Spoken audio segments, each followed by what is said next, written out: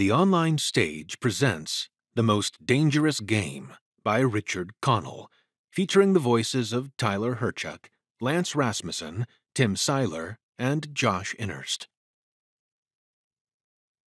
Off there to the right, somewhere, is a large island, said Whitney. It's rather a mystery.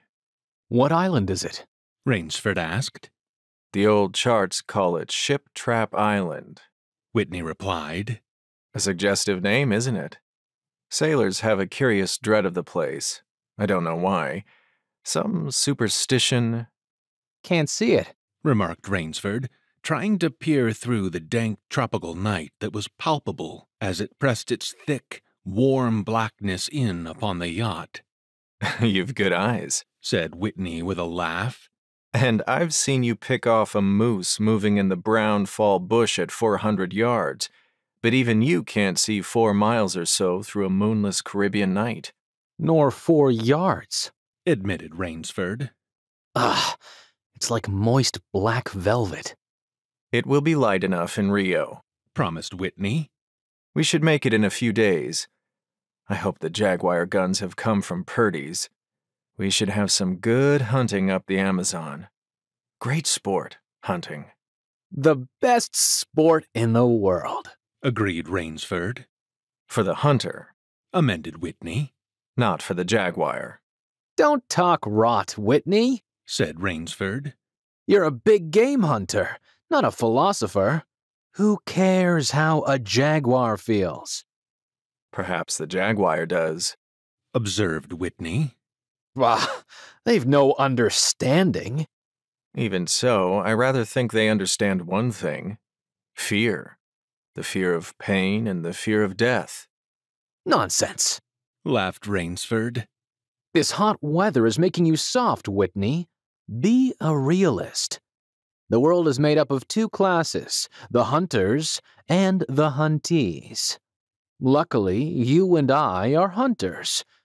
Do you think we've passed that island yet? I can't tell in the dark. I hope so. Why? asked Rainsford. The place has a reputation. A bad one. Cannibals? suggested Rainsford. Hardly. Even cannibals wouldn't live in such a godforsaken place. But it's gotten into sailor lore somehow. Didn't you notice that the crew's nerves seemed a bit jumpy today? They were a bit strange, now you mention it. Even Captain Nielsen.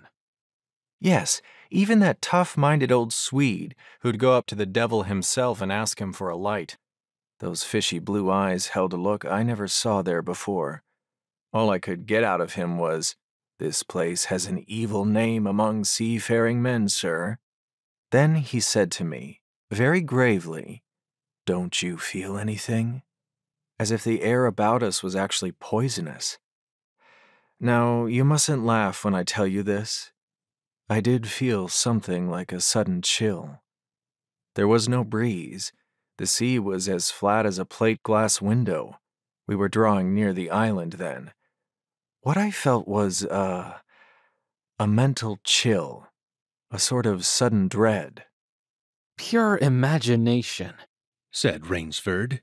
One superstitious sailor can taint the whole ship's company with his fear. Maybe, but sometimes I think sailors have an extra sense that tells them when they are in danger. Sometimes I think evil is a tangible thing, with wavelengths just as sound and light have. An evil place can, so to speak, broadcast vibrations of evil. Anyhow, I'm glad we're getting out of this zone. Well, I think I'll turn in now, Rainsford. I'm not sleepy, said Rainsford. I'm going to smoke another pipe up on the afterdeck. Good night then, Rainsford. See you at breakfast. Right. Good night, Whitney.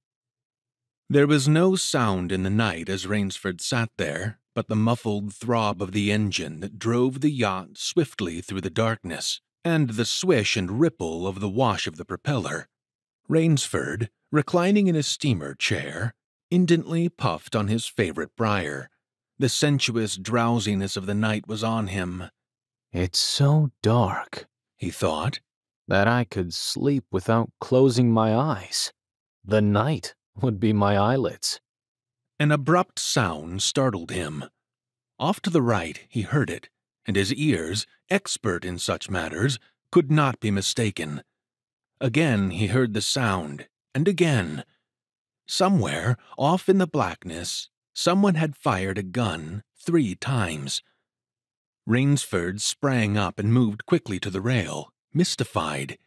He strained his eyes in the direction from which the reports had come, but it was like trying to see through a blanket. He leaped upon the rail and balanced himself there to get greater elevation. His pipe, striking a rope, was knocked from his mouth. He lunged for it. A short, hoarse cry came from his lips as he realized he had reached too far and had lost his balance. The cry was pinched off short as the blood-warm waters of the Caribbean Sea closed over his head. He struggled up to the surface and tried to cry out, but the wash from the speeding yacht slapped him in the face, and the salt water in his open mouth made him gag and strangle. Desperately he struck out with strong strokes after the receding lights of the yacht, but he stopped before he had swum 50 feet. A certain cool-headedness had come to him. It was not the first time he had been in a tight place.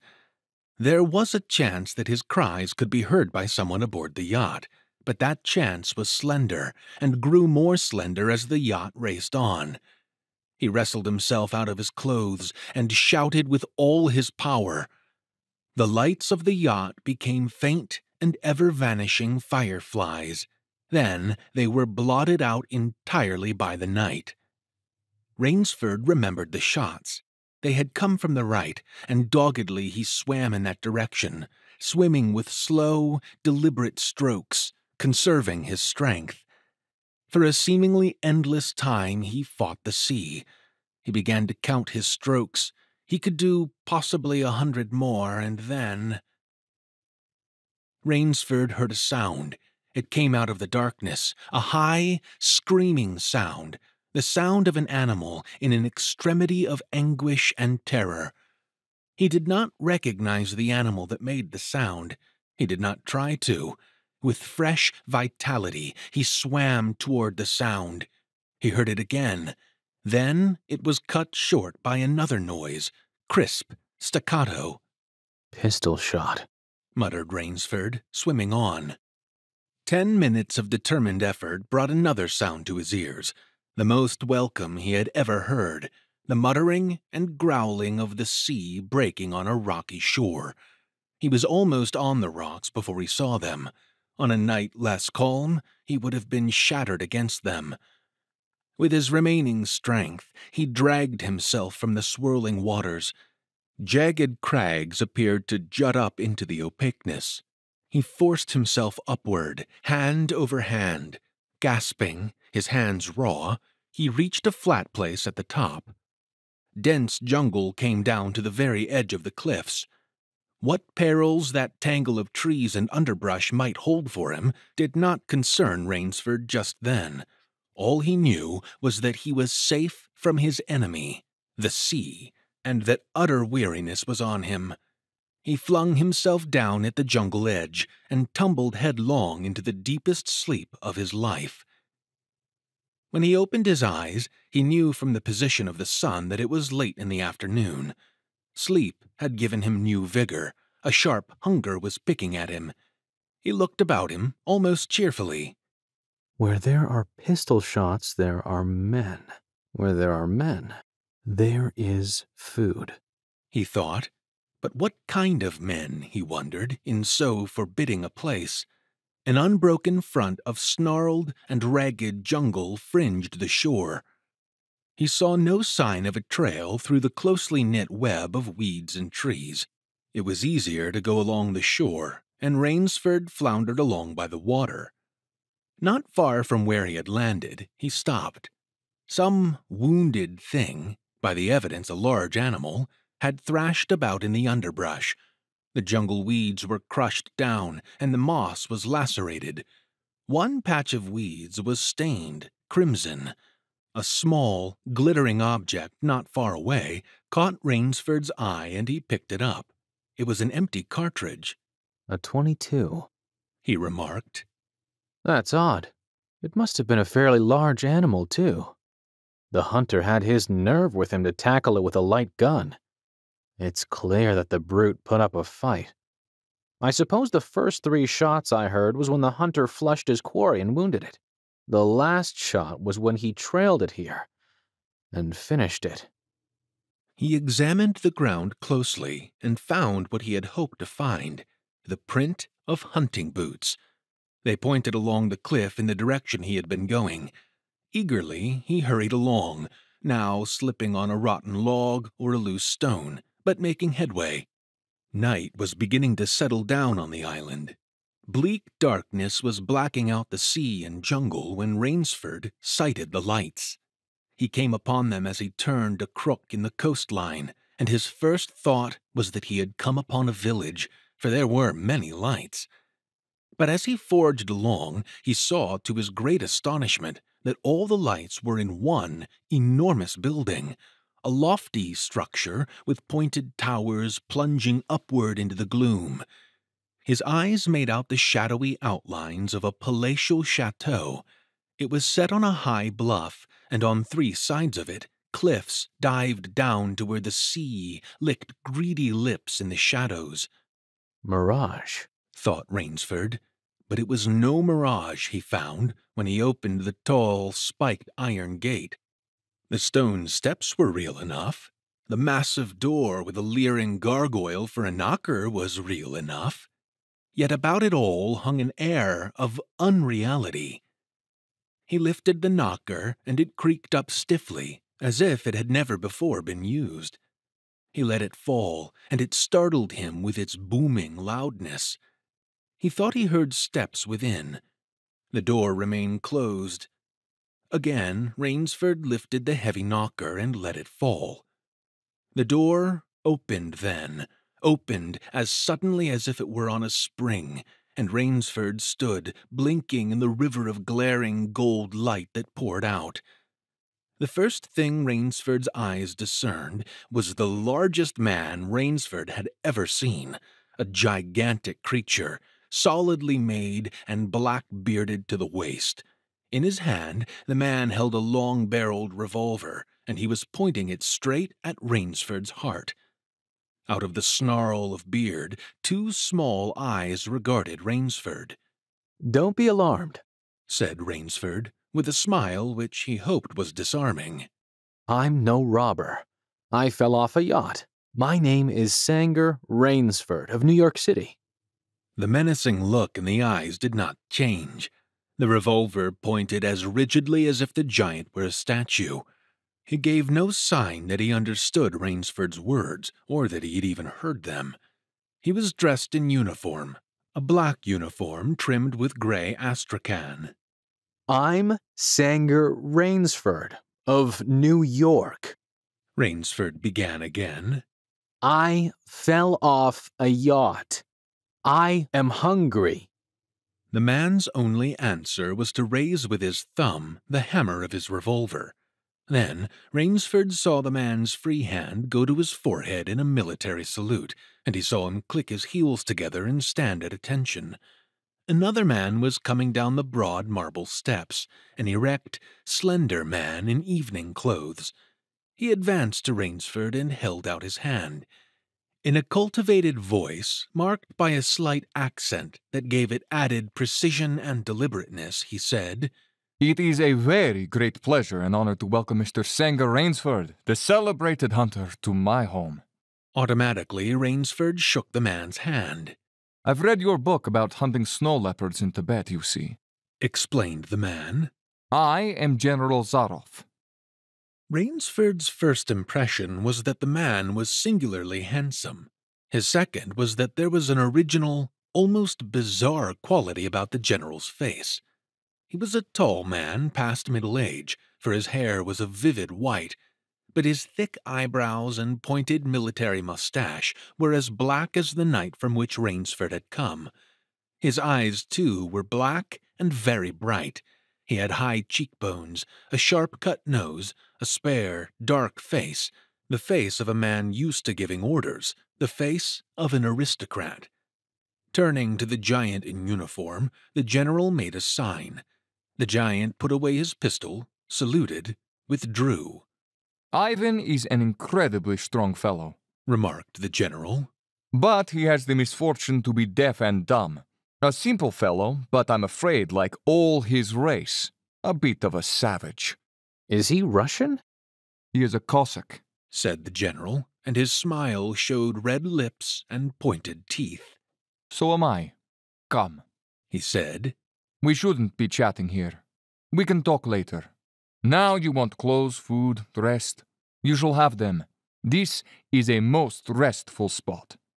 Ivan had reappeared, and the general spoke to him with lips that moved but gave forth no sound. Follow Ivan, if you please, Mr. Rainsford, said the general.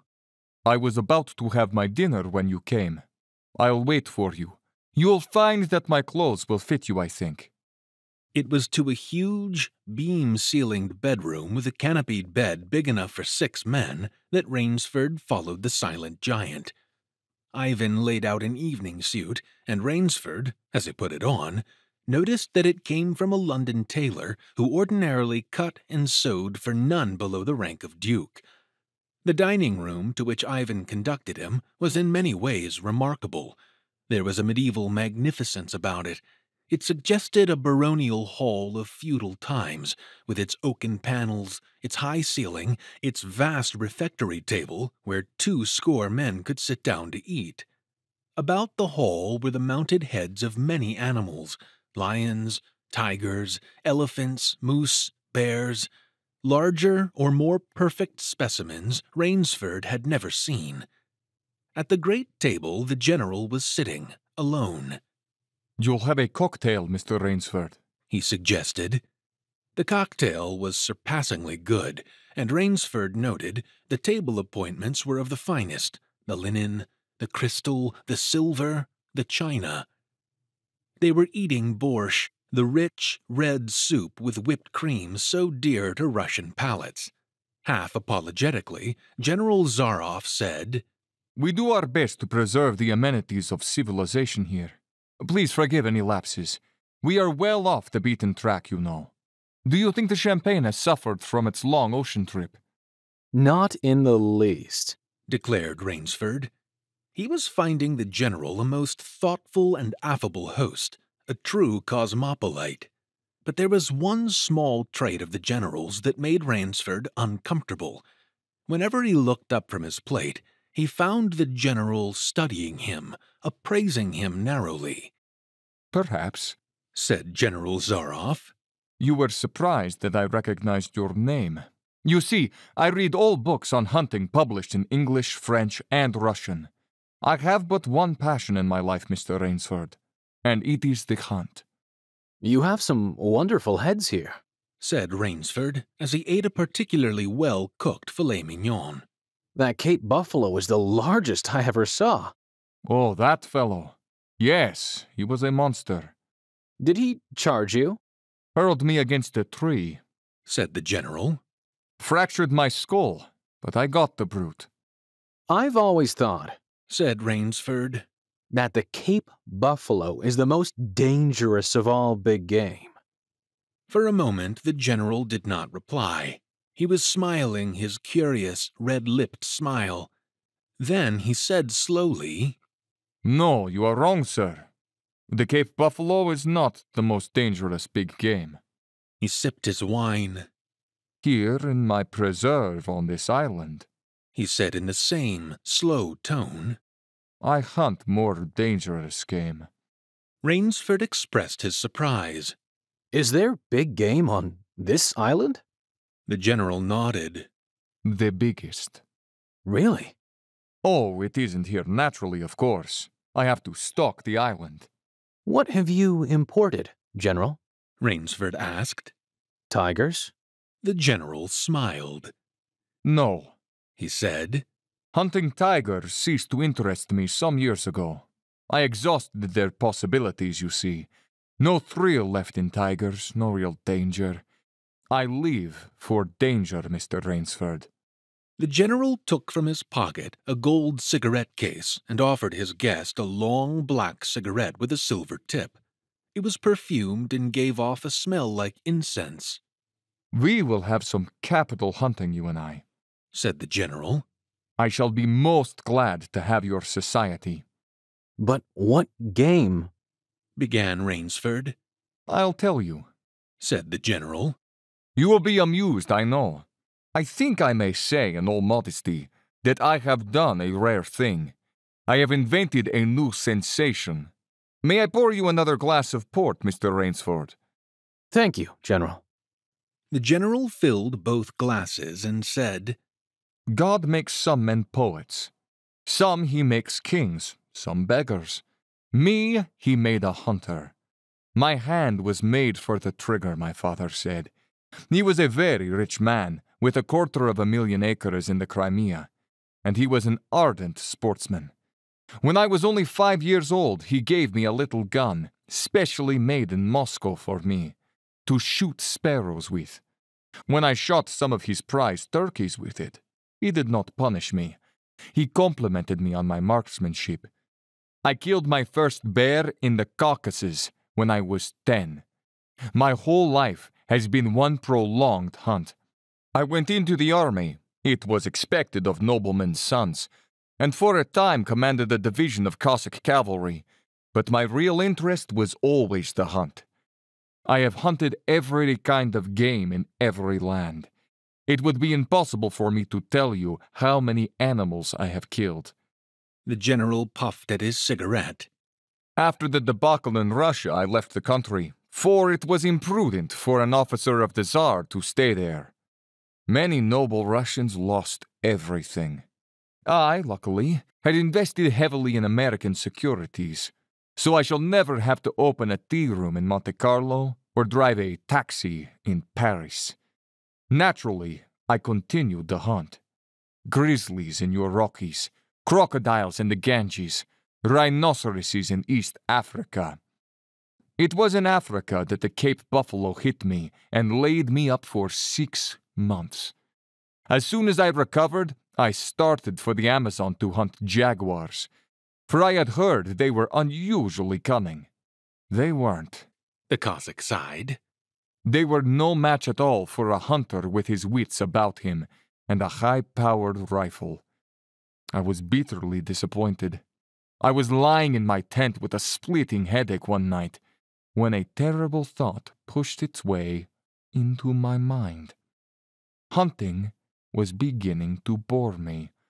And hunting, remember, had been my life. I have heard that in America businessmen often go to pieces when they give up the business that has been their life."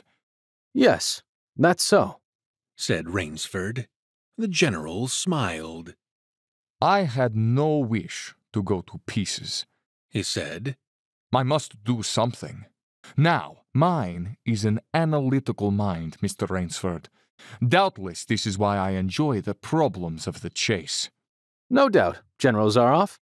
"So," continued the general, "I asked myself why the hunt no longer fascinated me. You are much younger than I am, Mr. Rainsford, and have not hunted as much, but you perhaps can guess the answer." "What was it?" Simply this. Hunting had ceased to be what you call a sporting proposition. It had become too easy. I always got my quarry. Always. There is no greater bore than perfection. The general lit a fresh cigarette. No animal had a chance with me anymore. That is no boast. It is a mathematical certainty. The animal had nothing but his legs and his instinct. Instinct is no match for reason. When I thought of this, it was a tragic moment for me, I can tell you. Rainsford leaned across the table, absorbed in what his host was saying. It came to me as an inspiration what I must do. The general went on. "And that was?" The general smiled the quiet smile of one who has faced an obstacle and surmounted it with success. I had to invent a new animal to hunt, he said. "A new animal? You're joking." not at all," said the general. "I never joke about hunting. I needed a new animal. I found one. So I bought this island, built this house, and here I do my hunting. The island is perfect for my purposes. There are jungles with a maze of trails in them, hills, swamps." But the animal, General Zaroff. "Oh," said the general. "it supplies me with the most exciting hunting in the world. No other hunting compares with it for an instant. Every day I hunt, and I never grow bored now, for I have a quarry with which I can match my wits." Rainsford's bewilderment showed in his face. "I wanted the ideal animal to hunt," explained the general. "So I said, what are the attributes of an ideal quarry? And the answer was, of course, it must have courage, cunning, and above all else, it must be able to reason." But no animal can reason, objected Rainsford. "My dear fellow," said the general, "there is one that can." But you can't mean... gasped Rainsford. "And why not?" I can't believe you're serious, General Zaroff. This is a grisly joke. "Why should I not be serious? I am speaking of hunting." Hunting? Good God, General Zaroff, what you speak of is murder. The general laughed with entire good nature. He regarded Rainsford quizzically. "I refuse to believe that so modern and civilized a young man as you seem to be harbors romantic ideas about the value of human life. Surely your experiences in the war..." Did not make me condone cold-blooded murder, finished Rainsford stiffly. Laughter shook the general. "How extraordinarily droll you are," he said. "One does not expect nowadays to find a young man of the educated class, even in America, with such a naive and, if I may say so, mid-Victorian point of view. It's like finding a snuff box in a limousine. Ah, well, doubtless you had Puritan ancestors. So many Americans appear to have had. I'll wager you'll forget your notions when you go hunting with me. You've a genuine new thrill in store for you, Mr. Rainsford."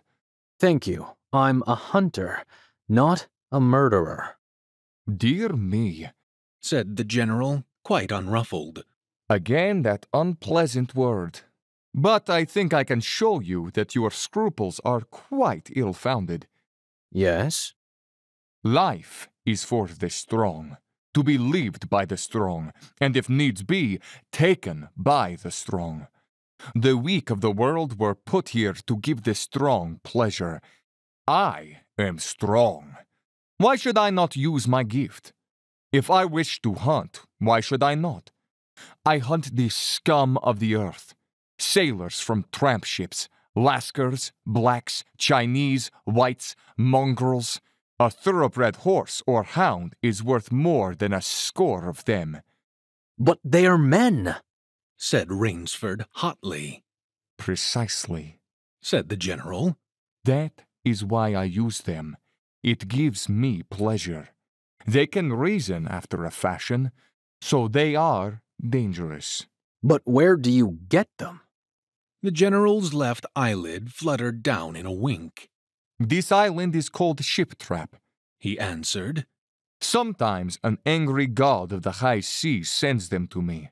Sometimes, when Providence is not so kind, I help Providence a bit. Come to the window with me." Rainsford went to the window and looked out toward the sea. "Watch, out there," exclaimed the general, pointing into the night. Rainsford's eyes saw only blackness, and then, as the general pressed a button, far out to sea, Rainsford saw the flash of lights. The general chuckled. "They indicate a channel," he said, "where there's none. Giant rocks with razor edges crouch like a sea monster with wide-open jaws. They can crush a ship as easily as I crush this nut." He dropped a walnut on the hardwood floor and brought his heel grinding down on it. Oh, yes. he said casually, as if in answer to a question. I have electricity. We try to be civilized here. Civilized. And you shoot down men. A trace of anger was in the general's black eyes, but it was there for but a second, and he said, in his most pleasant manner, Dear me, what a righteous young man you are. I assure you, I do not do the thing you suggest. That would be barbarous. I treat these visitors with every consideration. They get plenty of good food and exercise. They get into splendid physical condition. You shall see for yourself tomorrow. What do you mean? We'll visit my training school. smiled the general. It's in the cellar. I have about a dozen pupils down there now. They're from the Spanish bark San Lucar that had the bad luck to go on the rocks out there. A very inferior lot, I regret to say. Poor specimens, and more accustomed to the deck than to the jungle. He raised his hand, and Ivan, who served as waiter, brought thick Turkish coffee. Rainsford, with an effort, held his tongue in check. It's a game, you see, pursued the general blandly. I suggest to one of them that we go hunting. I give him a supply of food and an excellent hunting knife. I give him 3 hours' start. I am to follow, armed only with a pistol of the smallest caliber and range. If my quarry eludes me for 3 whole days, he wins the game. If I find him, the general smiled, he loses. Suppose he refuses to be hunted. Oh, said the general. I give him his option, of course. He need not play the game if he doesn't wish to. If he does not wish to hunt, I turn him over to Ivan. Ivan once had the honor of serving as an official nauter to the great white Tsar, and he has his own ideas of sport. Invariably, Mr. Rainsford, invariably they choose the hunt. And if they win? The smile on the general's face widened. To date, I have not lost, he said. Then he added, hastily, I don't wish you to think me a braggart, Mr. Rainsford. Many of them afford only the most elementary sort of problem. Occasionally I strike a Tartar. One almost did win. I eventually had to use the dogs. The dogs? This way, please. I'll show you. The general steered Rainsford to a window. The lights from the windows sent a flickering illumination that made grotesque patterns on the courtyard below, and Rainsford could see moving about there a dozen or so huge black shapes. As they turned toward him, their eyes glittered greenly. A rather good lot, I think, observed the general. They are let out at 7 every night. If anyone should try to get into my house, or out of it, something extremely regrettable would occur to him. He hummed a snatch of song from the Folies Bergère. And now, said the general, I want to show you my new collection of heads. Will you come with me to the library? I hope, said Rainsford, that you will excuse me tonight, General Zaroff. I'm really not feeling at all well. Ah, indeed, the general inquired solicitously. Well, I suppose that's only natural after your long swim. You need a good, restful night's sleep. Tomorrow, you'll feel like a new man, I'll wager. Then we'll hunt, eh? I've one rather promising prospect. Rainsford was hurrying from the room. Sorry you can't go with me tonight, called the general. I expect rather fair sport. A big, strong black. He looks resourceful. Well, good night, Mr. Rainsford. I hope you have a good night's rest. The bed was good, and the pajamas of the softest silk, and he was tired in every fiber of his being. But nevertheless, Rainsford could not quiet his brain with the opiate of sleep. He lay, eyes wide open. Once he thought he heard stealthy steps in the corridor outside his room. He sought to throw open the door. It would not open. He went to the window and looked out. His room was high up in one of the towers, The lights of the chateau were out now, and it was dark and silent, but there was a fragment of sallow moon, and by its wan light he could see, dimly, the courtyard. There, weaving in and out in the pattern of shadow, were black, noiseless forms. The hounds heard him at the window and looked up, expectantly, with their green eyes. Rainsford went back to the bed and lay down. By many methods he tried to put himself to sleep. He had achieved a doze when, just as morning began to come, he heard far off in the jungle the faint report of a pistol. General Zaroff did not appear until luncheon. He was dressed faultlessly in the tweeds of a country squire. He was solicitous about the state of Rainsford's health. As for me, sighed the general, I do not feel so well. I am worried, Mr. Rainsford. Last night, I detected traces of my old complaint.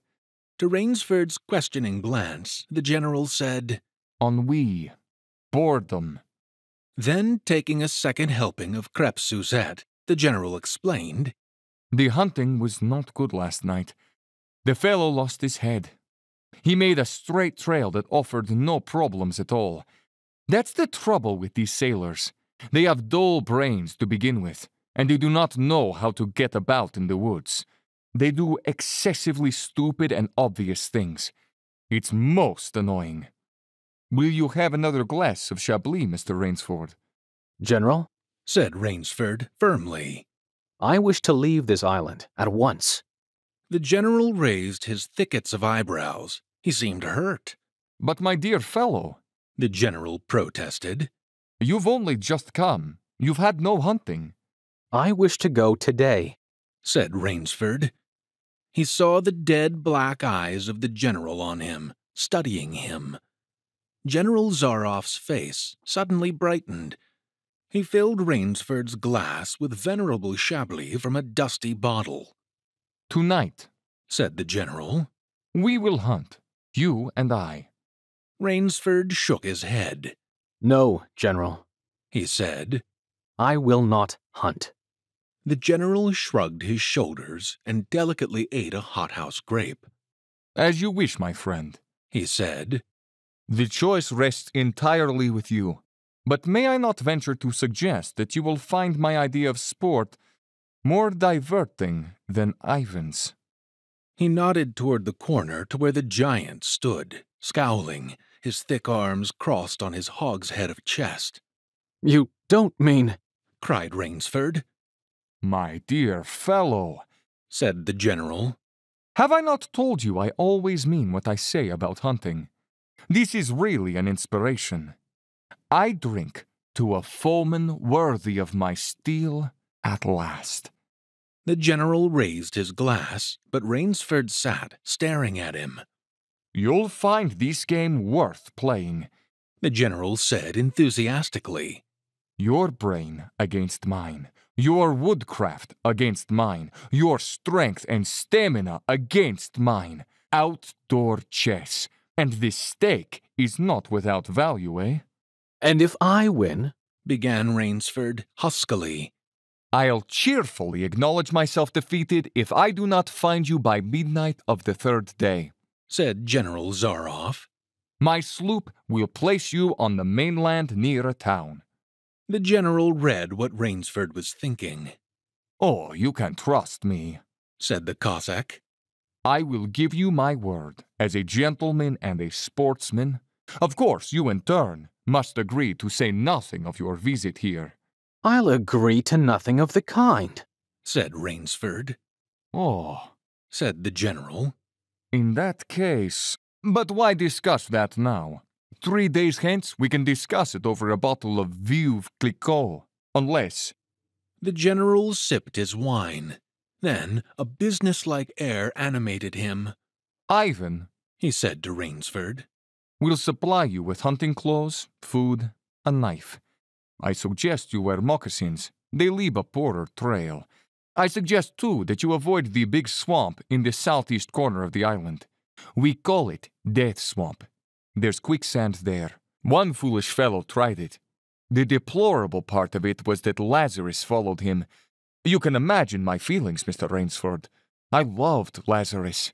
He was the finest hound in my pack. Well, I must beg you to excuse me now. I always take a siesta after lunch. You'll hardly have time for a nap, I fear. You'll want to start, no doubt. I shall not follow till dusk. Hunting at night is so much more exciting than by day, don't you think? Au revoir, Mr. Rainsford. Au revoir. General Zaroff, with a deep, courtly bow, strolled from the room. From another door came Ivan. Under one arm he carried khaki hunting clothes, a haversack of food, a leather sheath containing a long-bladed hunting knife. His right hand rested on a cocked revolver, thrust in the crimson sash about his waist. Rainsford had fought his way through the bush for 2 hours. I must keep my nerve. I must keep my nerve, he said through tight teeth. He had not been entirely clear-headed when the chateau gates snapped shut behind him. His whole idea at first was to put distance between himself and General Zaroff, and to this end he had plunged along, spurred on by the sharp rowels of something very like panic. Now he had got a grip on himself, had stopped, and was taking stock of himself and the situation. He saw that straight flight was futile. Inevitably it would bring him face to face with the sea. He was in a picture with a frame of water, and his operations clearly must take place within that frame. I'll give him a trail to follow, muttered Rainsford, and he struck off from the rude path he had been following into the trackless wilderness. He executed a series of intricate loops. He doubled on his tail again and again, recalling all the lore of the fox hunt and all the dodges of the fox. Night found him leg-weary, with hands and face lashed by the branches, on a thickly wooded ridge. He knew it would be insane to blunder on through the dark, even if he had the strength. His need for rest was imperative, and he thought, I've played the fox. Now I must play the cat of the fable. A big tree with a thick trunk and outspread branches was nearby, and taking care to leave not the slightest mark, he climbed up into the crotch, and stretching out on one of the broad limbs, after a fashion, rested. Rest brought him new confidence and almost a feeling of security. Even so zealous a hunter as General Zaroff could not trace him there, he told himself. Only the devil himself could follow that complicated trail through the jungle after dark. But perhaps the general was a devil. An apprehensive night crawled slowly by like a wounded snake, and sleep did not visit Rainsford, although the silence of a dead world was on the jungle. Toward morning, when a dingy gray was varnishing the sky, the cry of some startled bird focused Rainsford's attention in that direction. Something was coming through the brush, coming slowly, carefully, coming by the same winding way Rainsford had come. He flattened himself down on the limb, and through a screen of leaves, almost as thick as tapestry, he watched. The thing that was approaching was a man. It was General Zaroff. He made his way along with his eyes fixed in utmost concentration on the ground before him. He paused almost beneath the tree, dropped to his knees, and studied the ground. Rainsford's impulse was to hurl himself down like a panther, but he saw that the general's right hand held something metallic, a small automatic pistol. The hunter shook his head several times, as if he were puzzled. Then he straightened up and took from his case one of his black cigarettes. Its pungent incense-like smoke floated up to Rainsford's nostrils. Rainsford held his breath. The general's eyes had left the ground and were traveling inch by inch up the tree. Rainsford froze there, every muscle tensed for a spring. But the sharp eyes of the hunter stopped before they reached the limb where Rainsford lay. A smile spread over his brown face. Very deliberately, he blew a smoke ring into the air. Then he turned his back on the tree and walked carelessly away, back along the trail he had come. The swish of the underbrush against his hunting boots grew fainter and fainter. The pent-up air burst hotly from Rainsford's lungs. His first thought made him feel sick and numb. The general could follow a trail through the woods at night. He could follow an extremely difficult trail. He must have uncanny powers. Only by the merest chance had the Cossack failed to see his quarry. Rainsford's second thought was even more terrible. It sent a shudder of cold horror through his whole being. Why had the general smiled? Why had he turned back? Rainsford did not want to believe what his reason told him was true, but the truth was as evident as the sun that had by now pushed through the morning mists. The general was playing with him.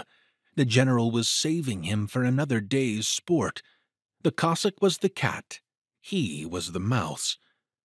Then it was that Rainsford knew the full meaning of terror. I will not lose my nerve. I will not.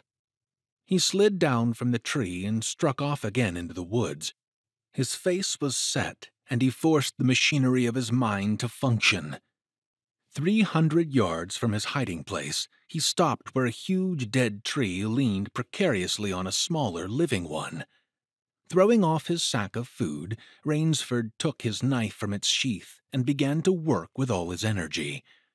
The job was finished at last, and he threw himself down behind a fallen log 100 feet away. He did not have to wait long. The cat was coming again to play with the mouse.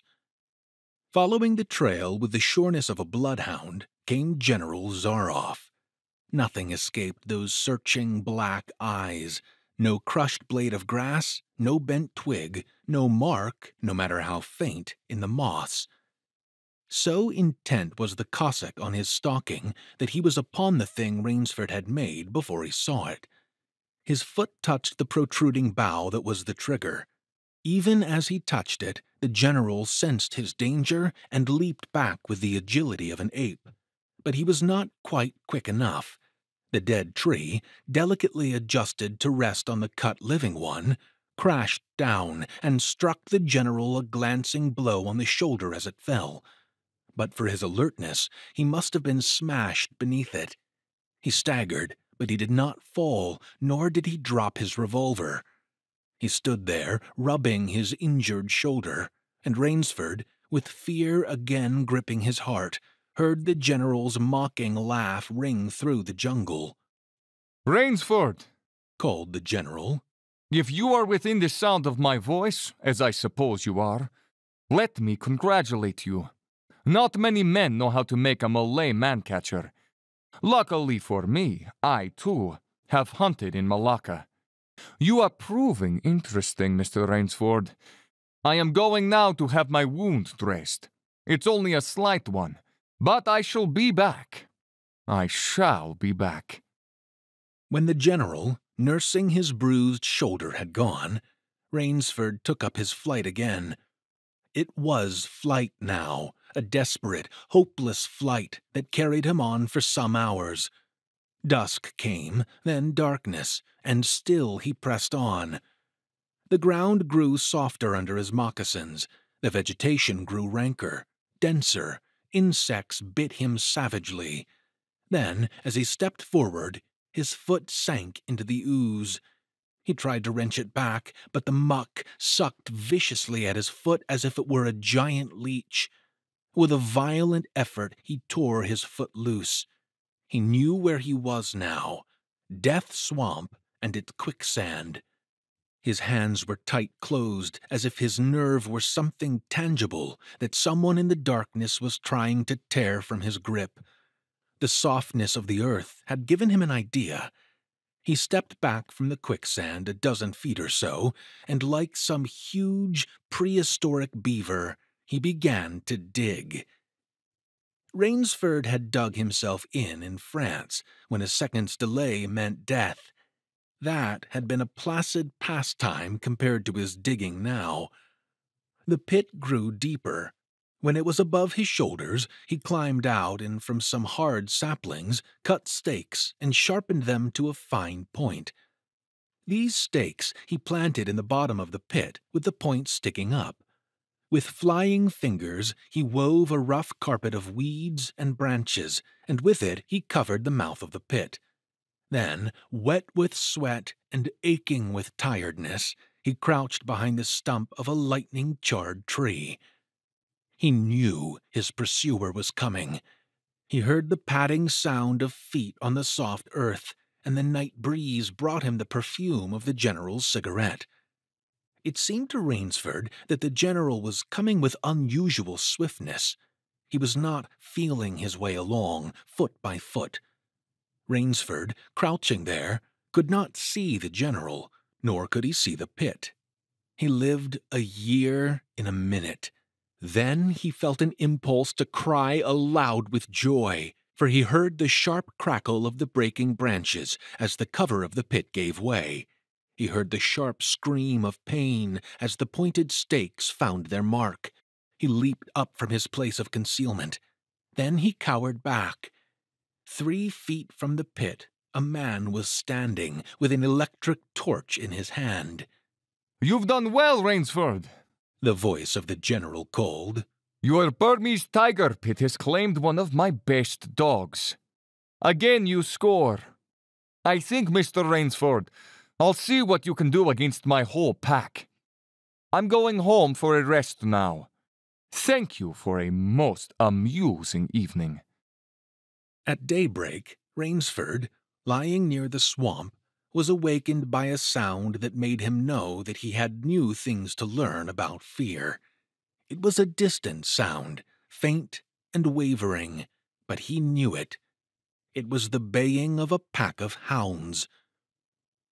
Rainsford knew he could do one of 2 things. He could stay where he was and wait.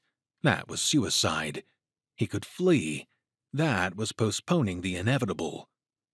For a moment he stood there, thinking. An idea that held a wild chance came to him, and tightening his belt, he headed away from the swamp. The baying of the hounds drew nearer, then still nearer, nearer, ever nearer.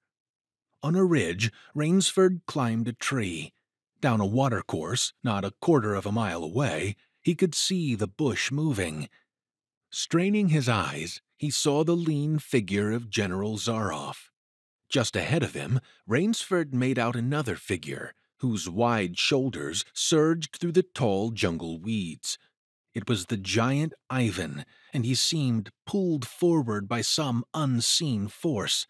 Rainsford knew that Ivan must be holding the pack in leash. They would be on him any minute now. His mind worked frantically. He thought of a native trick he had learned in Uganda. He slid down the tree. He caught hold of a springy young sapling, and to it he fastened his hunting knife, with the blade pointing down the trail. With a bit of wild grapevine, he tied back the sapling. Then he ran for his life. The hounds raised their voices as they hit the fresh scent. Rainsford knew now how an animal at bay feels. He had to stop to get his breath. The baying of the hounds stopped abruptly, and Rainsford's heart stopped too. They must have reached the knife. He shinned excitedly up a tree and looked back. His pursuers had stopped, but the hope that was in Rainsford's brain when he climbed died, for he saw in the shallow valley that General Zaroff was still on his feet. But Ivan was not. The knife, driven by the recoil of the springing tree, had not wholly failed. Rainsford had hardly tumbled to the ground when the pack took up the cry again. "Nerve! Nerve! Nerve!" he panted as he dashed along. A blue gap showed between the trees dead ahead. Ever nearer drew the hounds. Rainsford forced himself on toward that gap. He reached it. It was the shore of the sea. Across a cove he could see the gloomy gray stone of the chateau. 20 feet below him, the sea rumbled and hissed. Rainsford hesitated. He heard the hounds. Then he leaped far out into the sea. When the general and his pack reached the place by the sea, the Cossack stopped. For some minutes he stood regarding the blue-green expanse of water. He shrugged his shoulders. Then he sat down, took a drink of brandy from a silver flask, lit a perfumed cigarette, and hummed a bit from Madama Butterfly. General Zaroff had an exceedingly good dinner in his great panelled dining hall that evening. With it, he had a bottle of Pol Roger and half a bottle of Chambertin. Two slight annoyances kept him from perfect enjoyment. One was the thought that it would be difficult to replace Ivan. The other was that his quarry had escaped him. Of course, the American hadn't played the game. So thought the general as he tasted his after-dinner liqueur. In his library he read, to soothe himself, from the works of Marcus Aurelius. At 10, he went up to his bedroom. He was deliciously tired, he said to himself, as he locked himself in. There was a little moonlight, so before turning on his light, he went to the window and looked down at the courtyard. He could see the great hounds, and he called, "Better luck another time," to them. Then he switched on the light. A man, who had been hiding in the curtains of the bed, was standing there. "Rainsford!" screamed the general. "How in God's name did you get here?" Swam. said Rainsford. I found it quicker than walking through the jungle. The general sucked in his breath and smiled. "I congratulate you," he said. "You have won the game." Rainsford did not smile. I am still a beast at bay, he said in a low, hoarse voice. Get ready, General Zaroff. The general made one of his deepest bows. "I see," he said. "Splendid. One of us is to furnish a repast for the hounds, the other will sleep in this very excellent bed. On guard, Rainsford." He had never slept in a better bed, Rainsford decided. We hope you have enjoyed this production of The Most Dangerous Game by Richard Connell, presented by members of the online stage, featuring Tyler Hyrchuk as Sanger Rainsford, Lance Rasmussen as General Zaroff, Tim Seiler as Whitney, and narrated by Josh Innerst. This recording may be freely downloaded and distributed as long as the online stage is credited as the author. It may not be used for commercial purposes or distributed in an edited or remixed form. The online stage is a collective of narrators and actors who have come together to create premium, quality recordings of dramatic works in audio format. For more information about our productions, please visit onlinestage.org. Thank you for listening.